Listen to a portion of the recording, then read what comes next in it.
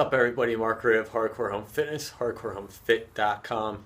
And today what we're talking about is probably the king of all in-home workouts is the push-up, right? Numerous people that I see do this completely wrong, though. And it's a real basic movement, but so you're like, how could someone screw up a push-up?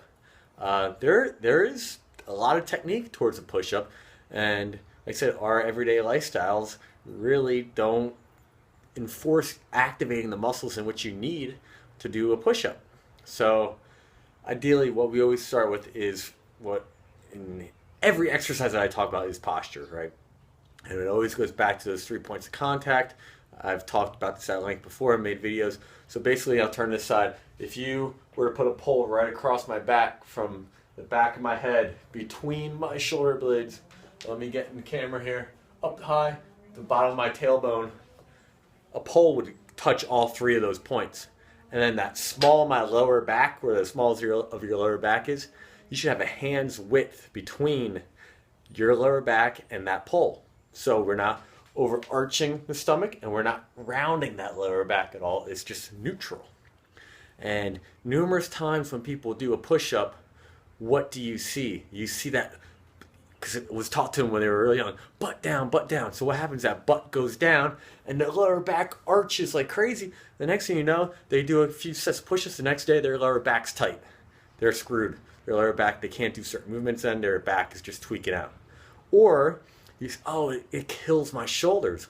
Why? Because they put their hands way up here, so when they do a push-up, their face is going between the hands, or worst, they're like just their head's going below their hands actually when they go to do this push-up, rather than keeping the hands so the chest comes in between, elbows stack right in line with the wrist. My elbows aren't kicked back, they're not down, and then even coming this way, my hand and my elbow, my elbow's not inside, and my elbow, you see this a lot, outside the wrist. Wherever your wrist is, your elbow is right behind it in all planes of motion. And then that's really going to give you the optimum positioning to keep you safe and for you to actually use your chest a lot more when you actually do a push-up. So all those aspects are what I really look for in a push-up and common faults that you see. So, all right, you kind of get all that registered pretty well. What's the first thing then if you can't do a push-up right now? A lot of coaches, do a wall push-up or something like that. That's not, the wall, it puts you at a goofy angle and then you're going to be doing more of that face between the hands with the push-up. What I like to do is really just work the eccentric phase or that negative phase you hear about. So with a push-up, the eccentric phase would be considered that lowering phase when you lower yourself down. So how are we going to do this? Again, depending on your skill, you could do it on an elevated bench and something like that. But I like almost everybody to try to do it right off the ground or off a mat. And I'll show you how to do this. Give me a second. We'll move the camera around and we'll show you. Crouching in so you can see me in this camera. What we're talking about is the push-up. Just working on that eccentric phase. So I'm going to get my positioning. Again, elbows in line with the wrists. My chest is going to go between my hands. I'm in that push position. My abs are tight. I'm not dipping like we talked. My abs are neutral. My lower back is neutral. And now I'm going to slowly lower myself down. Depending on your strength will dictate the speed of this. If you have more strength, go real slow. Work that eccentric phase. Boom, come all the way down. Then from there, if you don't have the strength, you could drop to your knees and do a modified push-up up. So it's going to look something like this, where I'm dropping to I'm down, lower, drop to my knees, and I do a modified push-up up. Again, by doing that, I can really focus on my abs staying tight, my alignment, all that good stuff. Again, everybody is stronger in the eccentric range of motion. So you're like, oh, well, I can't push up. Well, you could probably lower yourself down. And again, the stronger you are, the more control you'll have to lower yourself down.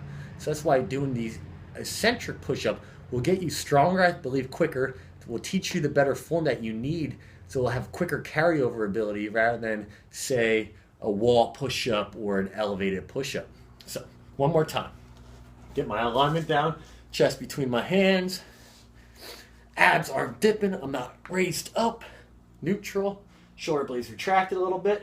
Lower myself down. Boom, I'm down. I drop to the knees if I need to. And I come back up. Then I'm back up off the knees. Lower down. Boom.